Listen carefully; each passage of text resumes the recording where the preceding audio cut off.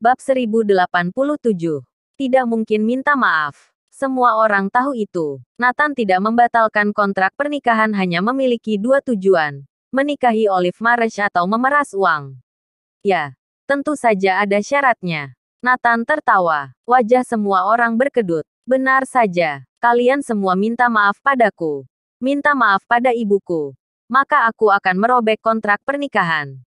Terutama kamu harus berlutut dan meminta maaf padaku. Nathan menunjuk ke Cetrian. Begitu kata-kata ini keluar, Olive Marsh dan beberapa orang lainnya tercengang. Bukan pemerasan, tapi permintaan maaf. Bagaimana mungkin meminta maaf? Mereka adalah tuan dan nona muda dari keluarga sultan. Bagaimana mereka bisa merendahkan diri untuk meminta maaf kepada anak haram? Jangankan memiliki kesalahan. Bahkan jika berbuat salah pun mereka tidak akan meminta maaf. Kamu ingin aku berlutut dan meminta maaf? Kamu menghayal. Apa kamu sanggup menanggung aku berlutut minta maaf?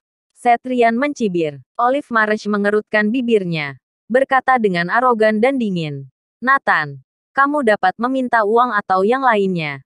Selama kamu mengatakannya, kami dapat memuaskanmu. Jika minta maaf tidak mungkin. Kami tidak melakukan kesalahan. Mengapa kami harus meminta maaf? Apalagi itu kepadamu. Jika kami meminta maaf, bukankah kami akan menjadi lelucon? Sikap Olive Marsh tegas menolak meminta maaf. Tidak melakukan kesalahan. Oke, karena kalian tidak menyadari kesalahannya. Sepertinya tidak mungkin meminta maaf. Kalau begitu jangan berharap untuk merobek kontrak pernikahan. Tunggu kalian menyadari kesalahan, lalu datang kembali padaku. Setelah berbicara, Nathan berbalik dan masuk ke villa. Cetrian hendak menghentikannya. Tapi melihat sosok-sosok muncul di sekitar mengepung mereka. Berani berbuat onar di Anhemia. Apa kamu sudah meminta izin kepada kami? Ada ratusan orang di sekitar. Cetrian hendak mengamuk. Langsung ditarik kembali oleh Olive Marsh. Lebih baik selesaikan dengan damai. Kita pulang berdiskusi dulu. Olive Marsh tidak ingin masalah ini menjadi besar. Bagaimana jika klan Clark Gandala mempermasalahkannya? Apa kamu akan bersabar seperti ini? Aku tidak terima. Cetrian resah. Setelah mereka kembali, mereka berdiskusi bersama. Kita yang minta maaf. Tapi apa salah kita? Semua orang tampak bingung. Mereka terbiasa semena-mena, memperlakukan orang lain dengan sikap seperti ini. Tidak pernah merasa ada yang salah.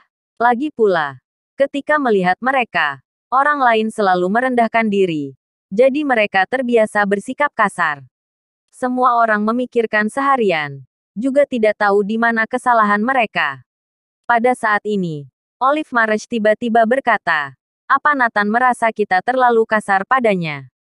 Sebelumnya apa kalian pernah bersikap kasar kepada ibunya? Setelah diingatkan Olive Marsh, semua orang bereaksi. Itu benar, kami memang sedikit keras pada ibunya. Tapi apa yang kami katakan adalah fakta. Ibunya lah yang menghancurkanmu. Kak Olive. Betul sekali. Jika tidak ada ibunya, Kak Olive pasti sudah menikah sejak lama. Bahkan jika mereka sudah tahu titik kemarahan Nathan, mereka masih merasa benar.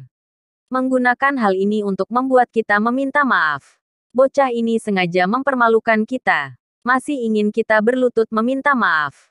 Tidak mungkin. Cetrian tampak sombong. Lalu apa yang harus kita lakukan? Aurora Elage bertanya. Menyuruh mereka meminta maaf sama buruknya dengan menyuruh mereka memakan kotoran. Dengan status bangsawan mereka meminta maaf kepada anak haram. Jika ini menyebar keluar, bagaimana mereka berbaur lagi di lingkaran Gandala? Dengarkan aku. Aku akan pergi menangkap anak haram itu. Secara paksa membuatnya merobek kontrak pernikahan. Olive, jangan khawatir. Masalah ini sangat sederhana. Tidak perlu repot-repot. Cetrian tertawa sinis. Olive Marsh yang tidak berdaya, hanya bisa menyetujuinya. Bab 1088. Peringatan keluarga Clark. Tengah malam, Cetrian memimpin para master keluar area villa. Olive Marsh dan yang lain sedang menunggu di luar. Jangan khawatir Olive. Ini masalah sepele. Di Anhemia yang kecil ini, tidak ada yang perlu dipedulikan. Setelah Cetrian selesai berbicara, dia hendak pergi menangkap Nathan bersama bawahannya. Telepon berdering. Setelah Cetrian menjawab telepon, ternyata Cassius Clark yang menelepon. Halo Tuan Muda Clark. Cetrian yang perkasa langsung mengangguk dan menundukkan kepalanya seperti berubah menjadi orang lain.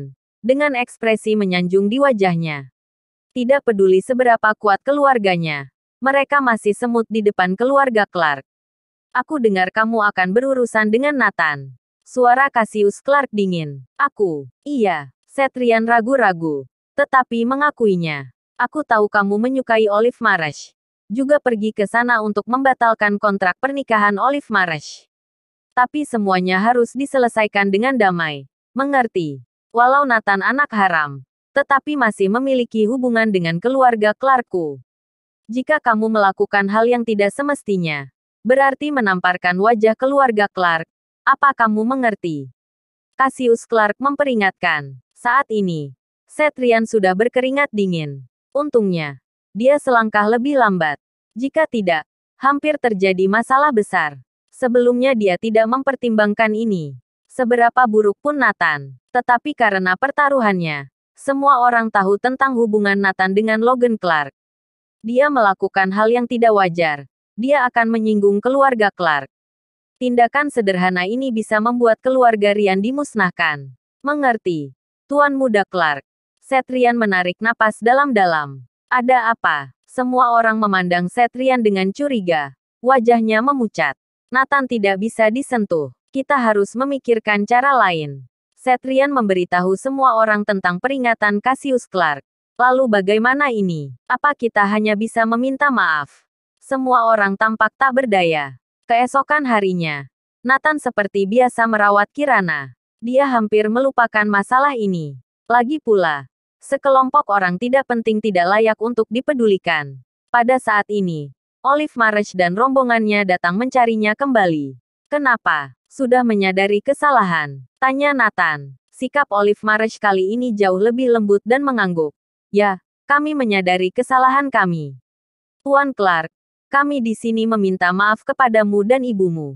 Sebelumnya sikap kami tidak sopan. Mohon maafkan kami. Untuk merobek kontrak pernikahan dan mendapatkan kembali kebebasannya, Olive Marsh mengerahkan semuanya. Bersabar, ini seperti memakan kotoran. Yang lain juga dengan enggan meminta maaf. Meminta maaf kepada Nathan merupakan penghinaan bagi mereka. Mereka berjuang demi Olive Marsh bisa merobek kontrak pernikahan. Bahkan Cetrian dengan suara kecil. Maaf, sebelumnya aku bersikap kasar. Kamu bilang apa? Suaramu terlalu kecil. Kata Nathan. Maaf. Cetrian tertegun sejenak. Lalu meninggikan nada suaranya. Nathan tertawa. Sepertinya kalian benar-benar sudah menyadari kesalahan kalian. Olive Marsh tersenyum dan segera bertanya.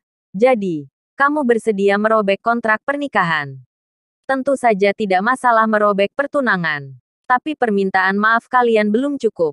Nathan berkata dengan dingin. Apa? Apa kamu menarik kembali kata-katamu? Kami semua sudah meminta maaf. Olive Marsh panik. Tatapan Nathan jatuh pada Cetrian.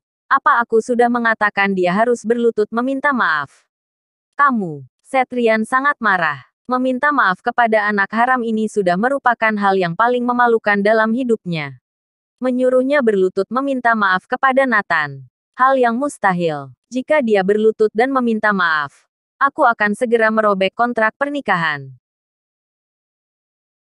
Bersambung.